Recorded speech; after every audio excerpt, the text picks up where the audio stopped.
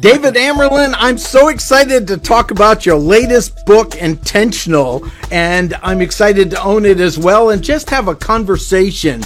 That's great. Thank you so much. And I'm equally excited to be here. It's been such a long time. And, with the pandemic, we've all missed this contact with other people. So this feels extra precious. Yes, and it's an example of some of the ideas of the book of building and maintaining friendships. I reached out to you many years ago from reading your first book on semantic search, and I feel close and great friendship, and you're a man that walks your talk. But of course, this to me, I want to know, how did this come into existence to start? Because it almost seems like the next evolution of the sniper mind. You crawled into that world. How do we apply the world of the sniper in a constructive way in the business world, which was just brilliant? And then this looks like, okay, it's time to give back to society. I want to write a book just for me. Am I on track with that? Yeah, pretty much, actually, as a matter of fact. And I must say, this has been a really hard book to write for me. It started as a concept pretty much the moment the Sniper Mind finished. And I found myself, I had so much research material, I had a lot of anecdotal stuff, I had a lot of interview material, and it needed to go somewhere. And it couldn't be another copy of the Sniper Mind, which was more business orientated. So the question was, what do I do with it? How do I shape it so it's actually functional for the reader and helps them do something with it? And the question in the back of my mind that was constantly evolving was, the problem we all struggle with always is learning how to behave. Normally, this is not a problem for us. We're all adults. We all assumingly know how to behave in almost every situation. And if you ask yourself, well, how do we know that? We now know scientifically that we do it by watching others, establishing a pattern of behavior, applying that pattern of behavior in comparison to what we do, establishing some kind of standard, a norm, if you like, and acting along those lines. And along comes the pandemic and strips all that away. So suddenly, none of us really knows how to behave, and we're beginning to realize that. So the book became very timely, and although it took me like almost 3.5 years to finish, it sort of came out just as it was needed, as it turned out. And also, what a great thing to do with your time in more isolation, but a book that's a contribution to others. To me, that's one of the things that creates meaning. I mean, this is your version of creating the next level of meaning. Yeah, I mean, essentially, what I did as a guideline is I took the skill set that snipers apply to themselves as they become snipers. This kind of deep sense of who they are, deep sense of mission, deep sense of purpose, deep sense of identity, the values that guide them, the beliefs that help them stave off uncertainty and deal with the unexpected. And I thought, well, how do we apply it as people? And then it started to become obvious. It started to crystallize. And obviously, the neuroscience behind it is now beginning to paint a very granular picture of how we actually build ourselves up from these different elements. The one thing that I really enjoy watching your journey is that you remind me of a traditional scientist. In the early days, they would decide, I wonder if this will kill me or not. They'd taste and go, it didn't. Let's move on. And that's what I noticed from your taking on the Sniper Mind, and then you really developing a new level of even personal training that you did. And that really is very similar to the way I have to learn. I have to become it to learn something, to teach it well. And I saw that as well. So that's where I think this came from, is that evolution of experimenting with you and go, okay, this works with me. How would this work with someone else? Because there's a real commitment in this book of having something that opens a door for discussion, where this could be a private meditation book. You open to any section, read something with questions. This could even be a group of people. Read a chapter that you've got questions at the end of it, an inquiry where they discuss it. And I think it's important to understand many people live the world in a cerebral studying of something versus how do I internalize it and then test it against other people. And that's my experience of you and why this is such such an important book. Yeah, thank you so much for saying this. And yes, I am my own subject, and that's what makes the writing so difficult, because first of all, I need to experience what I'm writing about. And then I need to be able to present that in a way that is actionable for the reader. And there's a massive amount of empathy in that, which I mean, obviously, we're all empathic to a certain degree, but then we can learn to be more so. And that becomes quite fascinating, because then we begin to actually feel other people's perspectives, which then completely undermines the certainty of our own. So then, suddenly we begin to realize a lot of things. We begin to realize the fluidity of what we call reality. We begin to realize the fluidity of what we hope is absolute black and white, right and wrong, and it isn't. There's a lot of gray there. We begin to realize why people hold contradictory views, why human behavior is so messy. And the moment we realize that and internalize the struggle, which in many ways reflects our own struggle, then I hope we begin to extend a deep kindness to others and a deep kindness to ourselves. And both of these are transformational, because then we begin to accept that, first of all, when somebody does something which we consider perhaps wrong or aggressive or contradictory, or it rubs us up the wrong way, or in any of those things, the intention behind that is usually completely different to what we perceive it to be. So this is, it sort of changes the reality, it changes the relationship, hopefully changes the way we regulate our own emotions, which then changes the response we bring out, because, my response will feed your response and vice versa. So then that makes us responsible for ourselves, which is the only thing we can truly be responsible about, our own responses to things. But then that also then makes us responsible for other people. So for example, if I'm having a really bad day for whatever reason, it really doesn't matter, and you sort of pass me by in the street and you see me, you say, how's it going? Hi. And all I do is I use that moment, because, my head is loaded with all the rubbish I'm carrying in there, and just unload on you. Right. So now I've wrecked your day. I've wrecked that moment, which is precious, which you use to connect. And then you go and unload on somebody else, right? Because I did that. And then I see a kind of impact, which goes on a sort of chain reaction. The moment we become aware of that, we can diffuse it. We say, okay, if I'm having a bad day, that's my problem. I need to deal with that. What is not right is that my problem shouldn't really become your problem. Mm-hmm. And if we all take that view, then, we begin to find a world which becomes a lot more equitable, perhaps. Our behavior in that world changes. And ultimately, the reality we inhabit is the sum total of all our interactions. One of the phenomenons in the years of me interacting with social media and marketing for small businesses as well as professionals is that the dark side of this is we seem to be getting more self-absorbed. More, it's all about me. I must change the world to adapt to my emotional needs. And it's not that that's wrong. It's just, in my experience of life, that doesn't create more meaning for me. In fact, I'm actually less happy. And that's what I'm seeing some reports on, that people are living in this world that, look at me, look at me, look at me, look at me.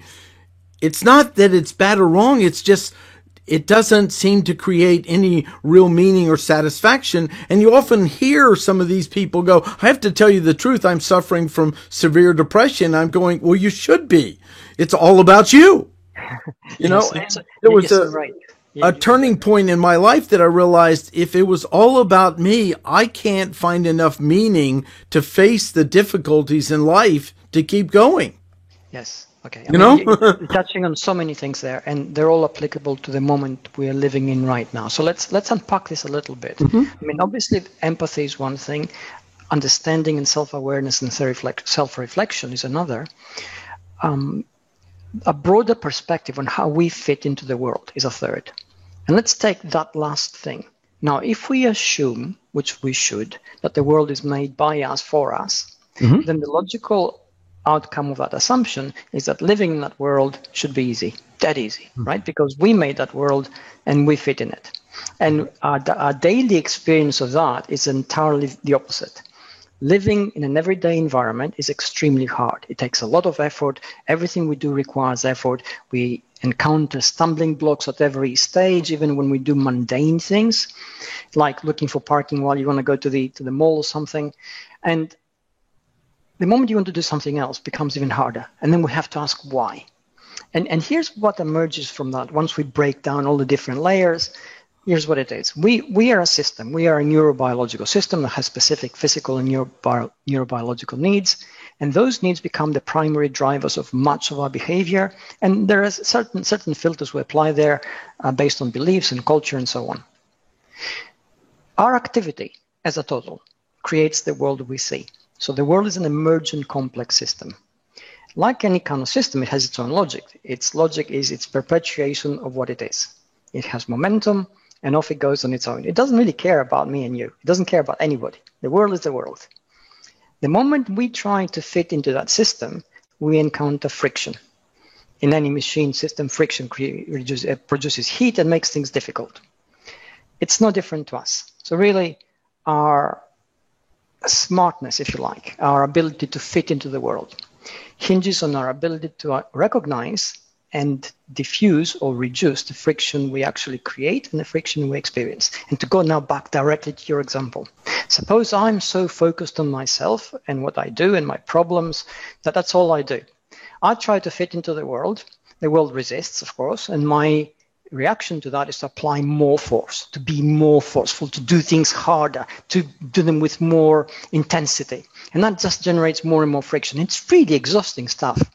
And that's why then I get really depressed, right? Because at some point, what I see isn't working. I feel that what I do is ineffectual. I begin to understand the smallness of my existence. And even more than that, I begin to suspect that I'm not really fitting into that world, which then at the back of my mind brings up the question, well, where do I fit in? Who am I? How am I going to get that greater sense of meaning which I need in order to get on with my life and actually have some kind of trajectory? And the answer to that is that we need to reduce that amount of friction. How do we do it? Well, by recognizing the broader perspective of our actions. It's what I said earlier about we all struggle. If I recognize that I'm struggling and you're struggling, and you have your own struggle, right? You have your own problems. I have my own issues. Then when we connect at a level that allows me and you to gain from that connection. I'm not going to do that by dumping all my problems on you. Mm-hmm. Neither are you going to gain anything by dumping your problems on me. What we'll do is we'll establish some kind of acceptable norm between us, which is how conversations start. I mean, this podcast is no exception. Mm-hmm. You give me questions which help elevate and filter my own knowledge, and I give you replies which hopefully produce greater value. Mm-hmm. Without your questions, that value wouldn't exist in my head. Mm-hmm. Everything would be just a mess. So essentially, a conversation elevates when really takes place, when both parties listen and respond, elevates both, even if it's something about the weather. Yeah. Because, my intention in asking about the weather, I'm not interested in meteorological phenomena. Right. Right? But I established a human contact. We both talked about it, both agreed on something, and I felt feeling light on my feet. That, I met another person, and for a moment, we shared a very human, non-threatening moment. That's amazing stuff. Yeah. And that comes from that awareness of how we fit in, how we reduce the friction. Unfortunately, some people can't do that because, perhaps they have never learned how to do it. They may have sort of neurobiological damage, which doesn't allow them to process information in a correct enough manner for them to do it. And that's when you get deeper problems. Perhaps you need medication, you need therapy, you need something. Mm-hmm. Luckily, the majority of us can actually do it. And if we don't quite do it well enough, we can actually work on it and then it becomes better. So several things I want to talk about that are in the book is you cover so many important topics of discussion, but identity, because that's something we've shared before, that myself being put into what then was called the retarded class in fourth grade, and then I built an identity around I'm broken. I'm intrinsically. Then I realized I have to invent a new identity This isn't going to get me through a lifetime, and I did this in conversation with other people, personal development and so forth. And so I'm a huge advocate, and it's excited you talked about the conversation of identity, because in the pyramid of beliefs and values, I have identity right at the top. And if we can start working at the level of identity, I think that's one of the most rich and meaningful ways, because most of us, our identity, I believe, David, was developed by a 9 or 10-year-old going, well, I won't be them, so I'm going to be X. Before they were old enough to even know, wait, that's not a way to live the rest of your life. Yes. And yeah, okay, I mean, this is what you just said is huge, right? And bear in mind that there are people who can go through their entire life without fully knowing who they are. Mm-hmm. And, they can sometimes quite happily accept what their social circle tells them they should be, what their parents tell them they should be, what their friends tell them they should be, and they try to live up to that ideal. Now, in the past, of course, this was the way we operated largely. We were perhaps gifted, within inverted commas, with short enough lives for it not to matter too much, right? By the time you began to bother you were dead. So that was it. Now we live a lot longer lives. So actually, because those lives have many stages, and those stages get past the immediate stage of, hey, I need to make it, I need to have a job, I need to create a career, then we begin to get into the deeper waters of who am I, so that I can move forward. Who am I really? Who am I when all my friends tell me I should look at the sky and see red, and I actually see blue? Mm-hmm. Who am I when, all my sort of social circles tell me I should behave in this way because for that reason, and I actually don't feel that because it doesn't reflect really what I want to be, the image I have of myself.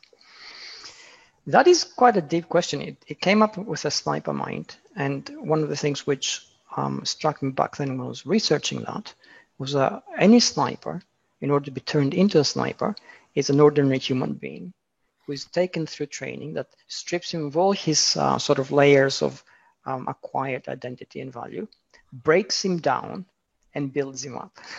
Mm-hmm. We get to the business. I mean, you said for yourself, you had to work out who you are because you felt you were broken. Mm-hmm. The best examples we have of people who have been successful in the career sports, if you look at heavyweight boxing, the youngest heavyweight boxer in the world was Michael Tyson. Mm-hmm. He came from a street gang. Mm-hmm. He was one step away from prison. Mm-hmm. When his then trainer took him in as a boarder, he was doing a cop a favor. That's all it was. Mm-hmm. When we see elite athletes, when we look at Usain Bolt, for instance, the fastest man in the world, he has had to overcome scoliosis, and I hope I'm pronouncing this correctly, which is basically a curvature of the spine, mm-hmm. which is caused by one leg being a little bit longer than the other. So, the fastest man in the world is physically impaired. So, you can dwell on that and think, whoa. So essentially what we learn is that those of us who rise to some level of awareness, to some level perhaps of recognition in what we do, we've had to struggle at a very early age of who are we and why are we like that. That's mm-hmm. before we tackle the question of why are we doing what we're doing. Those questions are harsh and the answers are never easy. And unless we're prepared to ask them of ourselves constantly, we are not really able to supply an answer that gives us a solid basis for who we are. So if we don't have that solid basis, we can't really function. Our values are not right.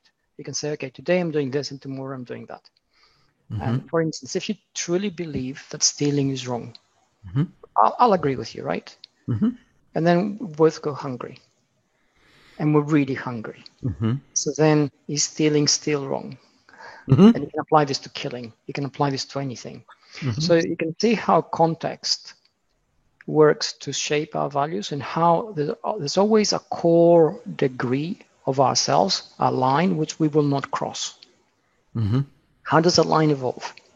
Where does that line stand? These are things which we need to work out. And, if we take this in the world of business, for instance, mm-hmm. we can agree, for example, that telling somebody a lie about your business, even if it's a white lie, you're exaggerating something, we'll get it done in 3 days and it takes 3 weeks, mm-hmm. for instance, okay? Because you have to close that deal. You can say, I had to close that deal, that's why I did it. Well, yeah, but look at the experience, look at the perception, look at the values you projected, look at the values you worked on. And then if you tell me, well, I'm going to stick to those values when I have a world-class business. Well, that's an excuse, right? Mm-hmm. It's like, I'm going to be the perfect citizen if I have $1 million in the bank. Well, in order to get there, you have to start as a perfect citizen. You have to have those values. You have to create that personality for yourself. And the trick here is, and it's a real trick, is that it has to come from inside you. You have to work it out for yourself. Society is not going to give you what you need because it doesn't care about what you need. It cares about what it needs. So if we think of society and your social circle and everything else as a system in itself, it's there to perpetuate its own existence, its own set of perceived values. So if, for example, you roll with the high rollers and you have millionaire friends, and you do things which are important to them. So your next car, perhaps, or your next condo acquisition, or and I'm projecting sort of stereotypes here, but let's assume that they are partially correct. That becomes your behavior. So then if you say, well, I need to spend some time at the soup kitchen, they'll say, well, what are you doing now? What a waste of time. Those people are not worth your attention, for instance, right? And then you be forced to actually say, yes, they're not, because you're rolling with those people, if you accept their values, or you have to say, no, they actually are. But then you have to ask yourself, why? Why are they worth my attention? What need do they feed in me? What perception of reality do I have that makes me fit into that? And that's how we peel back the layers of who we are in many ways. And there's several components I hear in this that are important and want to get your view on it. One is moving outside our comfort zone. Yes. Our comfort zone is going to be built on that early survival. I call it the temporary identity that most people never let go of. It was built for a child, okay? And it really wasn't designed to last a lifetime, but most of us never came up with something else. So we're living out of that, 8 or 9 or 7-year-olds. I'm not going to be X, so I'll be Y, or I'm not this, our whole lives. What an apt metaphor. I mean, this is brilliant, what you just said. We only really undergo, we only really willingly leave our comfort zone if we convince ourselves that the value of struggling, and it's always a struggle, outside it is going to take us to something better perceptually. Not necessarily more comfortable, but it can give us perhaps greater awareness if we value that, greater knowledge about ourselves, if we value that, a greater sense of our own direction in life, our own sense of destiny, which is not a bad thing when we face uncertainty all the time. But again, it's something we need to conceptualize, first of all, and then internalize, and then begin to apply to ourselves. Now, if we don't do that, then the comfort zone is brilliant because, we exist very easily within it and we get very scared going outside it. And then what do? We basically defend our comfort zone using everything everything at our disposal. So then it becomes a self-fulfilling prophecy because we think that if we move outside it, we're going to face a lot of difficulties. And we resist that, and then it creates a lot of friction, and then we put more friction into it to maintain it, and so on. Another thing is starting to realize the enslavement of that automatic identity. That you're in a box. I made a t-shirt. I went to speak to some college kids and I just wrote down wisdom quotes. And one they loved is, if your life's boring, it's because you're boring. Your life begins outside your comfort zone. And they liked it so much I made a t-shirt for them the next time I went. I think part is just starting to notice, wow, I think boredom is possibly one of the cracks that might occur where you go, maybe I ought to try something different. Maybe I'll try another one. I mean, and for David, for me, my meaning in life, it didn't come to me like someone knocked on the door. I just think, okay, what's a game worth playing that would put up with the suffering I see in the world and the difficulty of living? Because I was almost hypersensitive to the pain of the world, and make it worthwhile. And then I said, I'm going to just pick something and live it for a while. Just choose, because no one's coming. I've read the books. Light didn't shine down. Something divine didn't occur. And I chose. And this was when I was 35 years old, was going through my practice marriage was ending. And I was moving into who am I now? That's a moment of epiphany, isn't it, really? Yeah. I just want to introduce the possibility sometimes maybe just choosing something for a while and going for it. Yeah. I think we're looking for something divine, to happen. Go ahead. Yeah, I mean, yes, it's a cop-out, isn't it? I mean, Yeah. imagine if somebody came falling from the sky right in front Yeah. of you and says, hey, hold on, Martin, what you're doing up to now is wrong. And here's a list of the things you need to do in order to be a better person. And then they fly off back into the sky. What an easy solution that would be, right? You take the list, you think, oh, I can do all those things. Thank you, divine being. And off you go and do them, right? Yeah. Now you're confident that, somebody from another dimension, something from higher power, higher authority came from the sky, gave you the list of things you need to do, and you just go and apply them. The responsibility is not with you. You don't feel a great sense of uncertainty because you think somebody better than you told you what to do. So everything's cool. And this is never how life works. It's messy. We need to experiment. We have ideas, we have beliefs, we have strong values. A lot of the time our ideas and beliefs and values exist in a state of internal contradiction. So we feel quite a lot of cognitive dissonance we're trying to sort out. So really, if you don't experiment, that takes huge amounts of bravery, because you need to do what your friends are not doing, because that's why you're experimenting. You need to actually test the waters and say, okay, look, for instance, my marriage isn't working. I discussed it with my partner. We decide to split up for the good of both of us. We both agree, and still it's painful because you hate inflicting pain on another person. You hate how it makes you feel. You hate how the whole thing turned out and you failed, right? So that's really painful. From that pain, you begin to grow because you have to deal with it. It's not going anywhere. So you can't just ignore it. You have to work your way through it. And then you have to say, okay, if a certain pattern of behavior allowed my previous relationship to fail or led me into a wrong relationship for me and the other person, then I have to change consciously my pattern of behavior, which means you need to find a new way of actually behaving. And that's really difficult because you already worked out how to behave in a relationship. Okay, it didn't work. So now you got to say, in order for it to work, I've got to do something differently. Okay, and the question is what? And that's when the experimentation begins. But with experimentation comes uncertainty. With uncertainty comes a fear of failure, and you need to grow up. And that's how we develop, right? Because that's how we're not, or we don't. And I think some people just don't. They hide out, and it's okay. It's just another choice, right? It is in many ways. I mean, it's easy to say, look, this is what judgmental in that effect. And I think, again, that's a failure on our part. Our expectations of everybody should be reasonable. We should be kinder to ourselves, and then we should be kind to other people. So essentially, we can't say, well, this is what you got to do in order to just become a better version of you, because we are not them. We're not living inside their skin. We don't know what difficulties they face. We don't know what background they've come from. We don't know how they synthesized their childhood experience into the adult they've become today. Because we don't know all those things, we can't realistically judge them. So our expectations have to be, can I be of service? Can I help you? If not, well, have a great life, and I hope it really works out for you. And it should be something like that. And it is really hard to do again, because we live in a world that seems to place a transactional value on pretty much everything. So you think, okay, I'm here to help you, so you need to show me that you've been helped.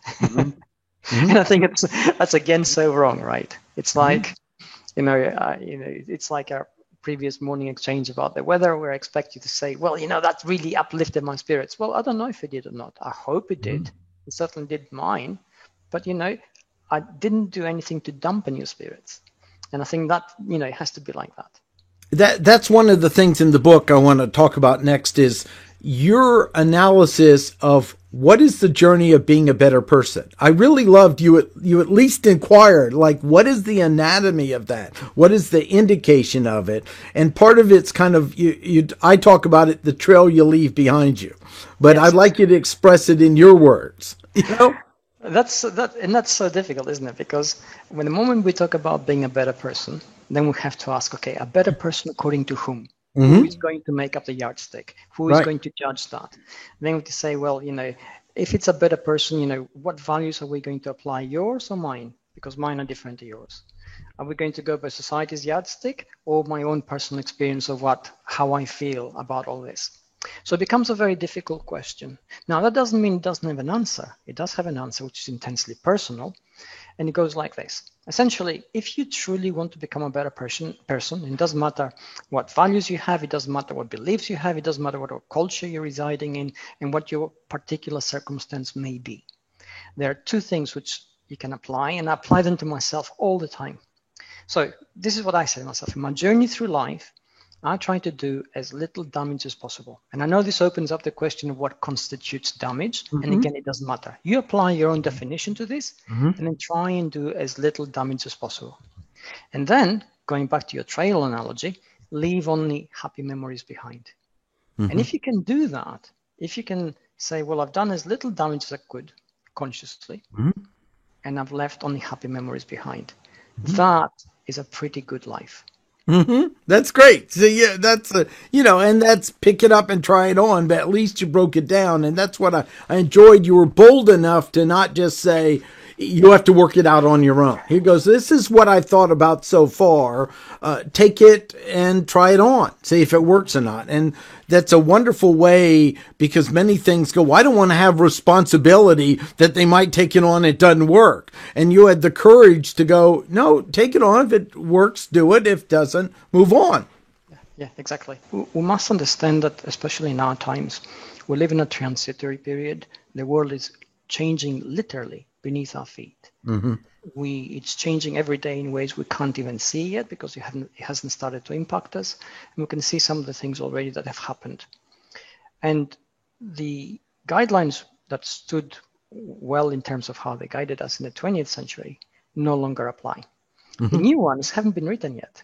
It mm-hmm. is up to us to begin to create the grooves that will guide the next generation, so that going into the second half of the 21st century, they'll feel a little bit more certain in what they do. They'll feel a little bit more sort of clear in the directions they pick and the choices they make, and the decision-making will be equally better. Yeah, and things change. It's just like I remember thinking, well, someone who waits tables will always have a job. Well, during the pandemic, a lot of those people lost their job. Yes. Exactly. No, I mean, that's the one thing I thought, well, there'll always be need for people serving in a restaurant. No, we all isolated at home. It changed. Exactly. Yeah. So we don't know. And that's why the work on this self-identity, what is our work, and what are the next thing I want to talk about is context and commitment and discipline, because I have a joke where I go, discipline's overrated. Start with good context, and training, because people are going, well, I don't have enough discipline. Well, that's something that happens as a result of behavior and environment. And you talk a little bit about that here. I'd like you to talk about that as well. Yeah. Okay. Let's unpack all that. Let's examine context first of all. Context is essentially a filter that changes the facts on the ground. Okay, so let's start with an easy fact. You mentioned training, and I think we can all agree that being fitter, being healthier is better than the opposite. Mm-hmm. Hands down, we all agree on that. Intellectually, we know it. We have reams and reams and reams of data that confirm it, so it's not even debatable. Then the question is, okay, are we all as fit as we can possibly be? And the answer to that is no. Mm-hmm. Okay, and you say, well, why not? Why are some fitter than others? And then we start examining context to that question. We see that somebody perhaps has had a health scare. Mm-hmm. They perhaps avoided a bypass surgery, or they already had a heart attack, or they had a warning from the doctor who said, look, unless you get fitter, you will not see your kids grow up. So that immediately changes the perception of reality. And then, you mentioned commitment and discipline, which come into it now. And those two things are immediately linked to motivation. And motivation is misunderstood. People say, oh, you're not motivated. Like, you can go and buy some, right? Let me get some motivation. Yeah, right. Or perhaps I can give you some of mine, kind of thing. Well, It doesn't work that way. I mean, motivation is essentially a neurobiological response in our brain, which allows us to do some things. And here's what happens in the brain. Depending on the levels of discomfort which we feel about something, a certain electrical charge, I'm simplifying things here, right? Mm-hmm. Builds up around specific axons, and once a charge reaches a particular threshold, then they fire. Once they fire, we take an action. So here's the thing about it now. When those axons fire, when the impulse starts in us and we take action, it doesn't happen. It either happens or it doesn't. We either take the action or we don't. So we can't say, well, we'll have to do it. So when we examine our motivation in this sort of admittedly a little bit clinical context, we see that essentially what happens when we do something is we go from a state of discomfort to a state of comfort or less discomfort, which is the equal thing. So we lessen the amount of discomfort we feel. So if we feel now that, if let's say a doctor tells me, hey, David, listen, unless you start exercising every day, you're not going to live past 60. That kind of weighs on my mind, right? I'm 56 now, so it's 4 years away. So right. Immediately I'm thinking, okay, I kind of want to live past 60. So if I find exercising every day difficult because it's tiring, it's time consuming, takes me away from my work, it takes me away from other commitments. But, at the end of the day, I also want to live past 60. So now I'm highly motivated to do that. Why? Because I understood what I gain by the things I do. It doesn't matter how difficult things I do are. The gain is always greater. So I'm not focusing on the pain or discomfort I feel when I train. I'm focusing on what I get as a result of that. And that's what actually has value for me. So in that context, we see everything, right? We see context, we see commitment, we see discipline, and we understand motivation. So when you say somebody, well, why don't you train? Why don't you exercise? It's good for you. Or why don't you stop smoking? Or why do you still drink alcohol? Right. Well, they'll say, well, they'll give you something like, because I like it, because I'm tired, because I don't have time, but these are excuses. Essentially what they're saying to you is, I don't yet quite understand the real value of doing that. Conceptually I do, but I don't feel it. If we don't feel something, we won't do it. So, if I say to you, hey, listen, I'm going to come every morning by your house and we'll go for a 3-mile run. Well, you're going to say, hey, that sounds like fun with David. I'm going to do it one day, we're going to do the second day. Third day, you're going to say, I'm a little bit tired today. Fourth day, you'll say, I've got a meeting and I can't really reschedule it. By the time we get to the 5th day and you've only done 2 out of 5, you're going to say, hey, listen, why don't we pick this up next month? Right. Right. Now, what happened? I mean, you were getting the same benefits I do, right? But you were not feeling the value the same way I was. For me, the run and the context, social thing was a big thing. I was, that was actually valuing in my head. You liked that as well, but you also had other things. So the other things basically came up on top of that in terms of how you evaluated them, and they won.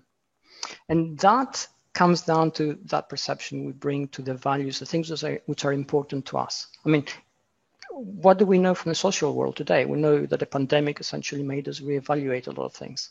We realize how important relationships are.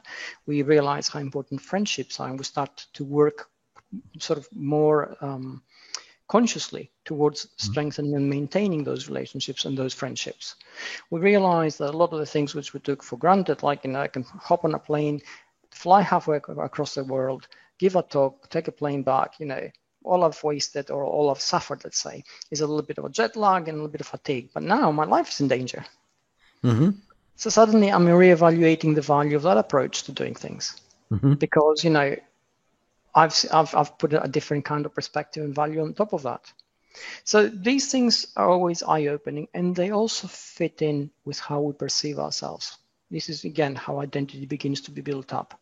It begins to build up about what's important to you. If what is paramount to you personally is to be thought of as a top-tier business person, then our daily run is really, really low on your list of priorities. It's important, fitness is good, you value the time we spend together, but that meeting really has a great deal of value. If we flip that and we go the other way, then you'd be ringing me up saying, hey, are we going for a run tomorrow? And I'll be going, yeah, sure, that kind of thing, right?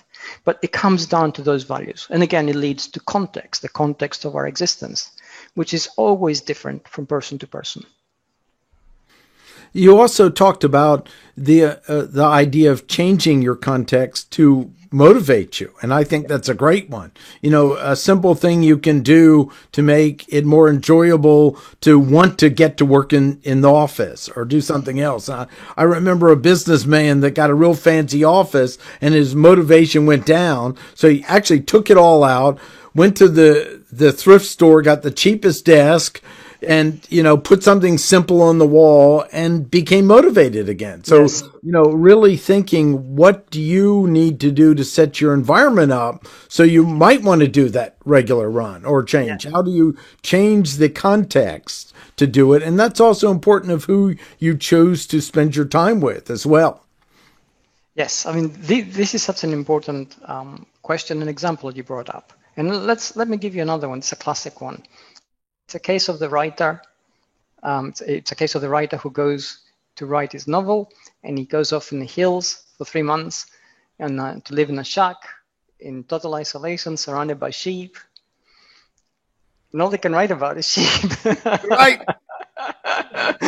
They can't do it, right? Right. Why? Because, perhaps they're writing a crime novel and, they need the energy of the city. Perhaps they're writing about science fiction and need to be surrounded by things which constantly sort of, sort of energize their attention, capture their attention, energize their mind, sort of activate their thinking.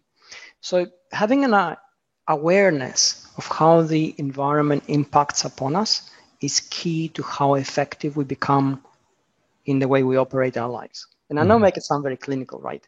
But we mentioned before being better people. How do you become a better person? Well, make it easier for yourself to live. How do you do that? Well, check out your environment. If your office annoys you, your office setup, change it. If your house isn't, what it should be in order to allow you to work without having any distractions or having any kind of friction in the way you work, well, change that. Lower the lights, go and work by a window, or the opposite. Do whatever, experiment to see what works for you. Make it work for you. It shouldn't be difficult to actually do the things you want in an environment you can largely control. And if you don't do those things, it means you're not aware of them. You're not aware of how the environment impacts you, which means you don't really know how you react to the environment outside, which then means that you don't know how to react, right? So you're not in control of yourself, and you know that, and it knows you. And then you overreact in some cases. We explode, we become aggressive, we become self-destructive.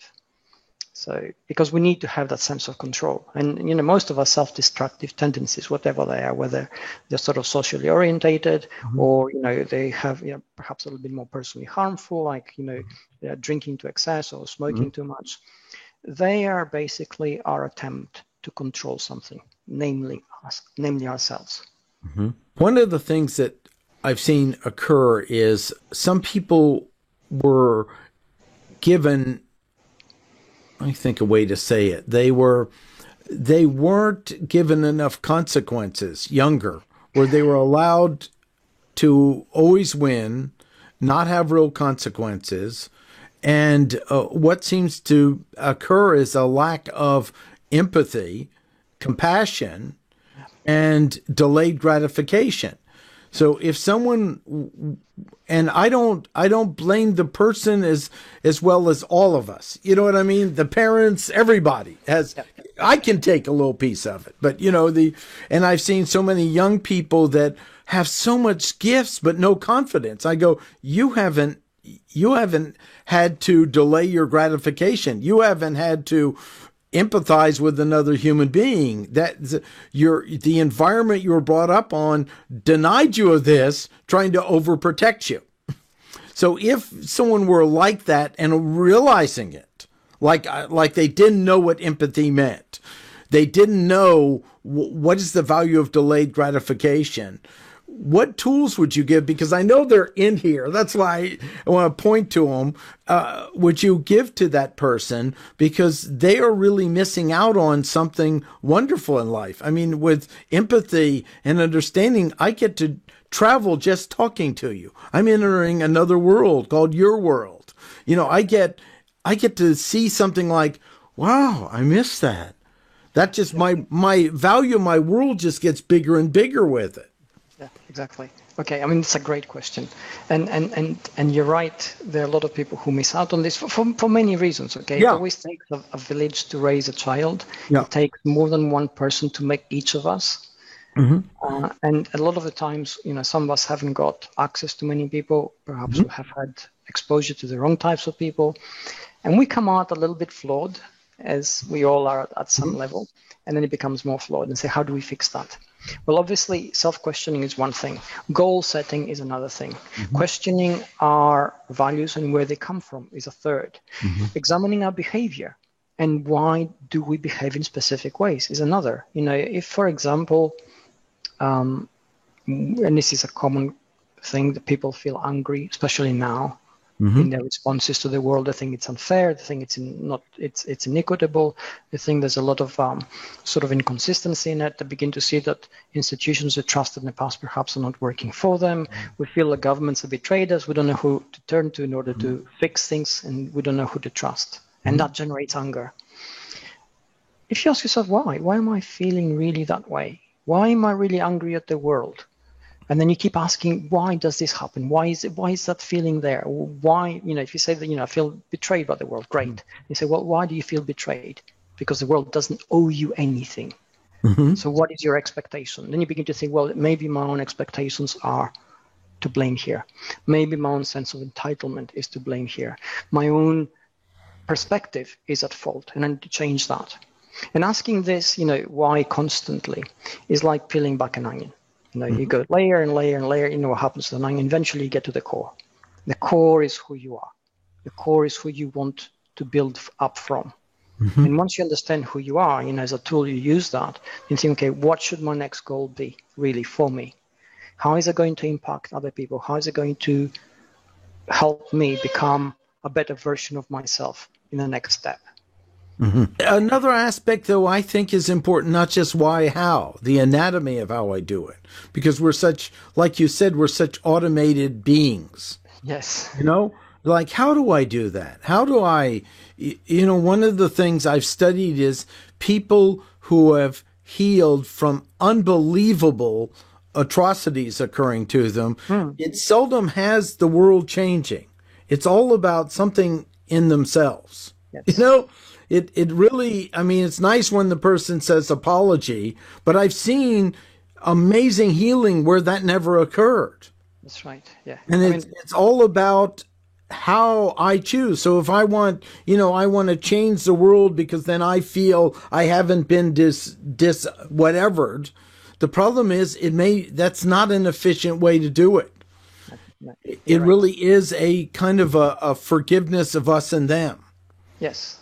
It's essentially, you're right. If we apply forgiveness, let's think about this as an attribute which we can actually apply. Yeah. We need to be able to forgive ourselves first.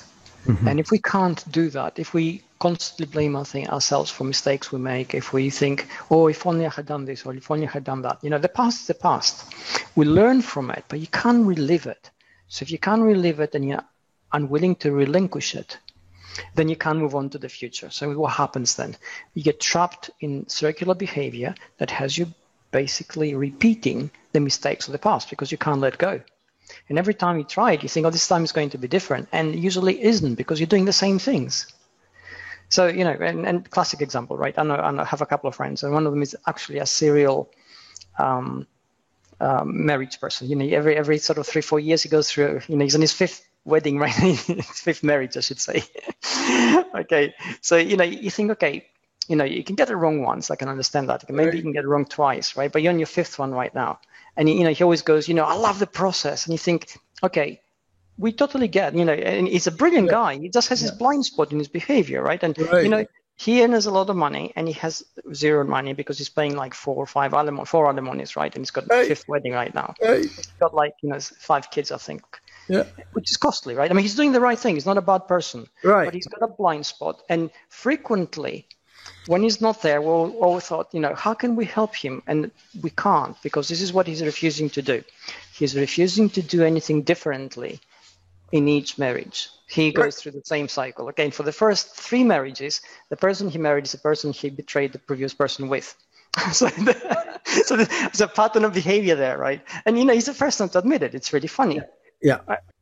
And he's brilliant. We love him to bits. And unfortunately, he's not learning, right? He's just going through the same thing. And we're, the bets are on how long is his marriage going to last? And who's he going to find next? But he's getting older. So hopefully at some point he's going to run out of steam, right? If he doesn't run out of money. Right. But that's, he's a classic example. And so many of us, it's easy to laugh because, he's not in a tragic situation. He's doing the right thing. He's a nice guy. And, it's, everything's working out. Okay. If you sort of discount the bits of heartache in between that lead to each divorce. people who are trapped in situations like that, where they have tragic lives and they can't seem to break free of the pattern. And you say, okay, why can't they do it?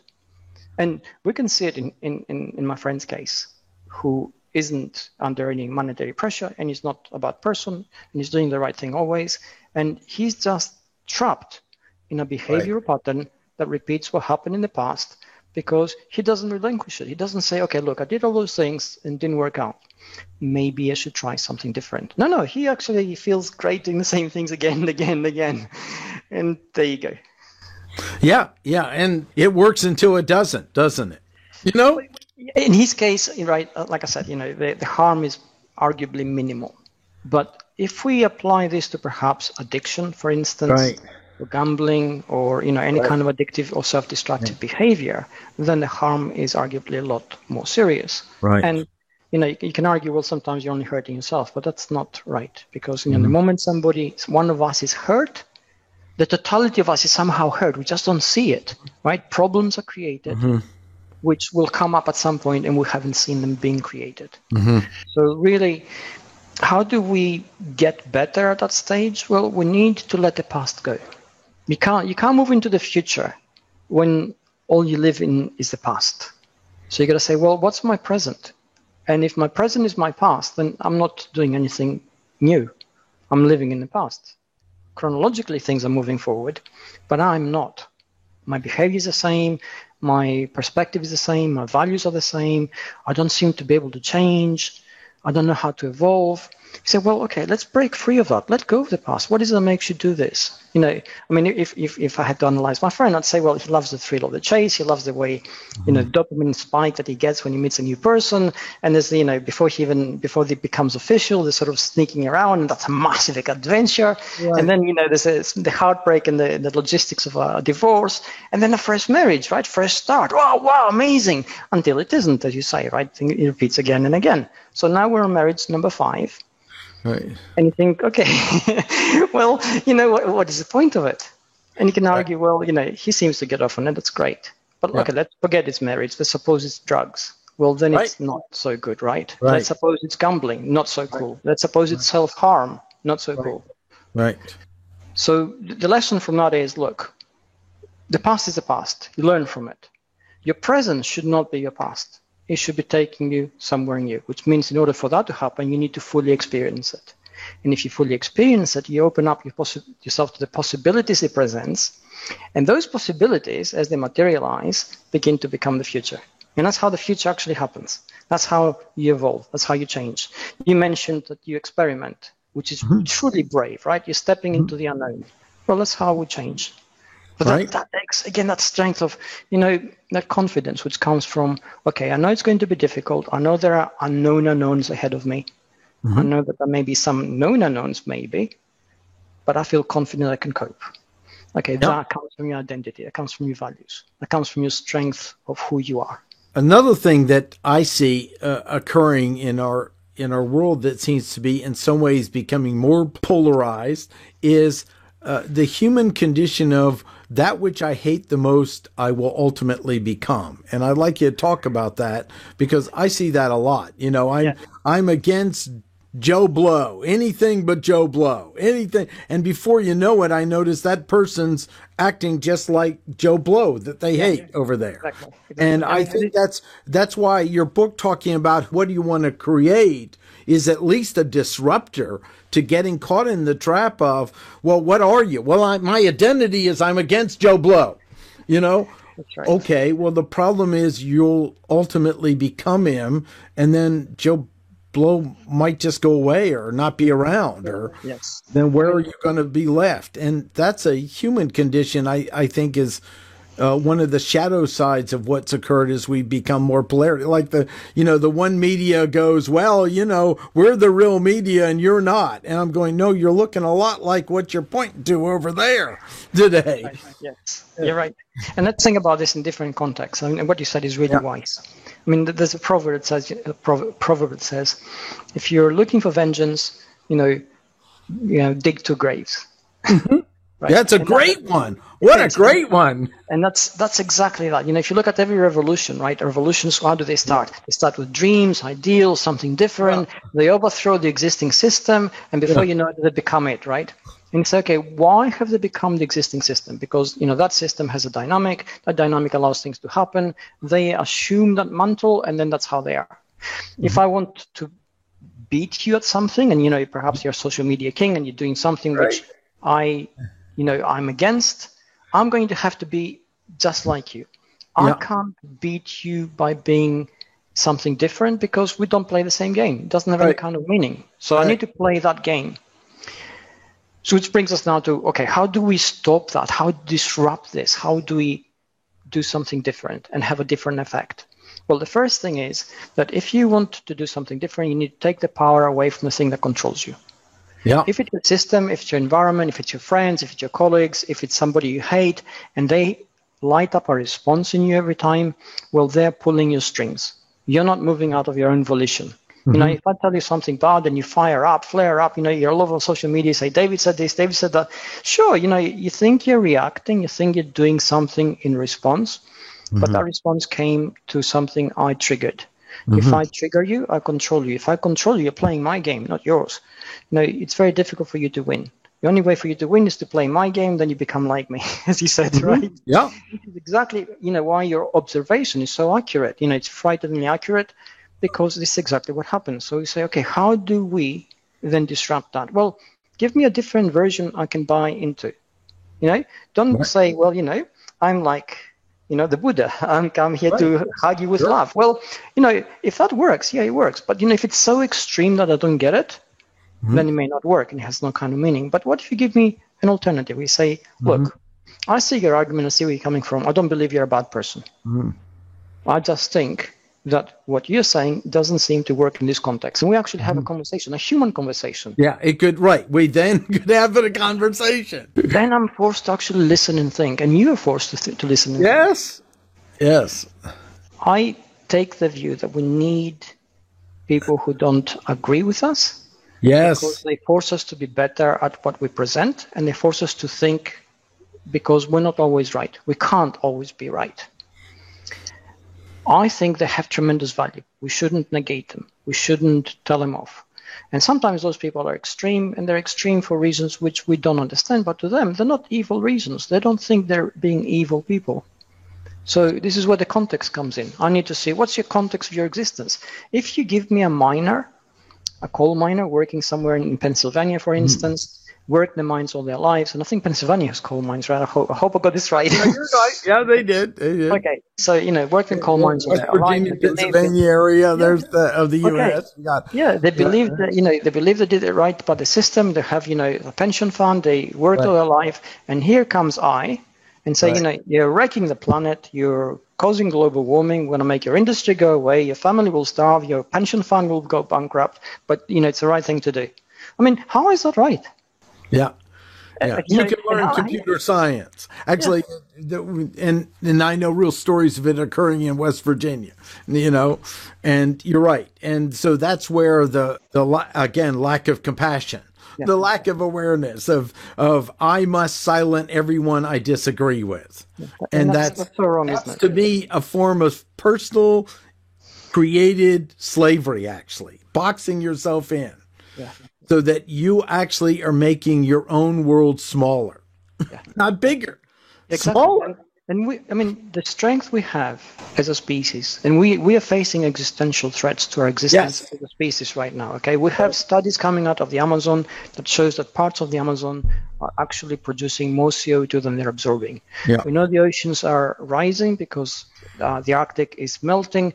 We know that global warming is actually a thing. We know that weather patterns are changing. There are wildfires now in the Midwest. I think that they're changing local weather patterns.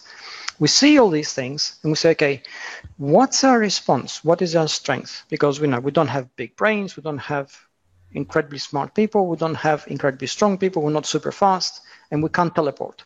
Right. So what do we do? Well, the only thing that we do is the only thing we have is the ability to actually live in each other's brains, connect and become smarter outside their own heads.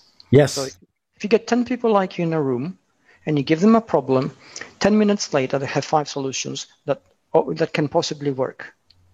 Get the smartest person in the world in a room, give him a problem, and he's going to take a long time, and what he may come up with may not actually be that smart. Because he's blinkered. He knows he's smart. He knows he has to come up with something smart. So he probably is going to do away with all the mundane stuff. And the 10 people in the room will actually give you something which will be workable, achievable, and will produce good results. So this is our ability to connect. And in order for us to connect, we need to recognize the commonality of our human condition. We need to recognize that we're all fragile, we're all stupid at times, we're all scared at times, and we can all do the wrong thing at times. We're all biased. Yes, can't absolutely not be biased. Yes. I mean, this is it. Yeah, it's intrinsic in everything. There's no Yeah. impossibility of bias. Last topic, and then we'll wrap up, is Okay. I want to talk about something that I see in your work and others that I think has been so valuable for me to learn, and it's the freedom of commitment.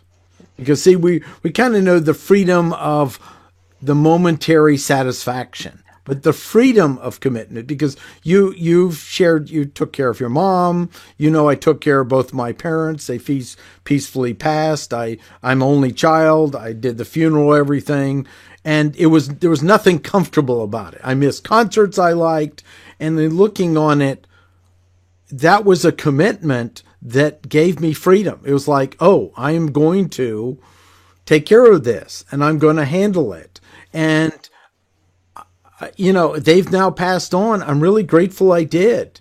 Yeah. And boy, in the moment, it really looked, I missed my favorite Yes concert once. There's, just countless things that I gave up that would make me happy at the moment. Yes. So I want to talk about the freedom of commitment, because you don't really experience it unless you experience it. Yes. Okay, this is a great subject to finish on. And let's define commitment. And commitment is the willingness to invest time, energy, effort, and perhaps even material costs into long term towards something that is right, something we feel is right. This is a sense of responsibility. The sense of responsibility arises out of our own sense of values and our own awareness of our presence in the world. And you mentioned parents here, and if we were very sort of clinical in our approach, we'll say, what do parents designed to do? They're there to make sure that we don't die until we get to age 18. Right. They give us, some kind of provision, and off we go in the world. Yeah. And we never look back because they've done their bit, and now it's up to us. Yeah. So coming back to your parents is basically and helping them when they need help, looking after them when you have a million things on your plate, and you have that as well.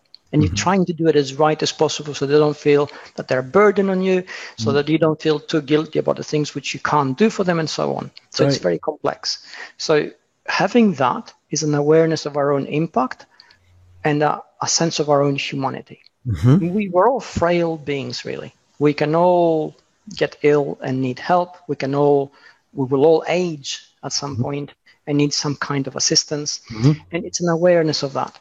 The moment we have that awareness, we have that connection at a very basic human level. And I'm not even talking about love here. You can love your parents, but even if you don't, you actually do that because you think, well, that's the right thing to do, and nobody else is going to do it. So it is my responsibility, and you step up. That's commitment. And if we apply that same principle, which arises out of our values, of our personal beliefs, out of our own awareness of our role in the world, then if we apply that commitment to other things we undertake, we tend to get positive outcomes. We get to see them to the end because we go the course. We take the difficult path and stay with it until the end. Yeah. Yeah, great. The next thing is, where can they get it?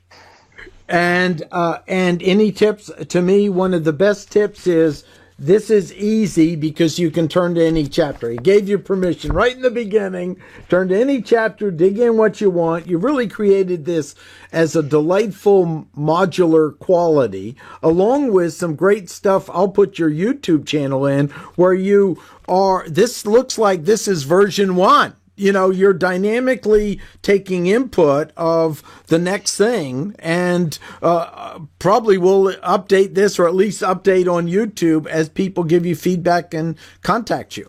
That's right. Yes, I've had a lot of emails from people who have read it or have started reading, and they're about halfway through already. And I use some of that to actually create extra content on YouTube to guide you. So, if you're reading it, please do send me a message. I read all of them. I don't respond to many because I can't, but I do take them on board. Now, you can get it anywhere where books are sold. You can get it in the bookshop. You can get it on Amazon.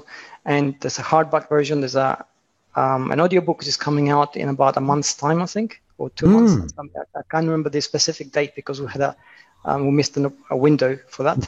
So it's coming. And there'll be the digital version soon in about 2 weeks. So, wherever you find it online, you'll be able to find it. And I'll put all the links below on this Great. And my website is going to be updated with all the different places where it can be bought. So it'll be easier to find. Outstanding. Well, David, I so can't tell you how much your friendship has mean in my life because, I've gone through many challenges personally, and those people out there that I admire that have had the generosity to reach out and respond in a busy schedule and has meant so much to me. And you're one of those people. So I look forward to our next show continuing, and I'm glad to help you any way I can. I really value our friendship and our conversations. Thank you so much. And, I've followed your work for a long time now.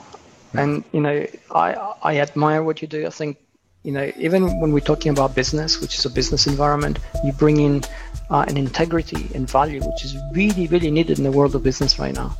So, anything which helps the world become better, it's good for all of us, regardless. And, I always love to do as much to help as possible. Thanks. This was great. Thanks so much. And take care. And thank you once again.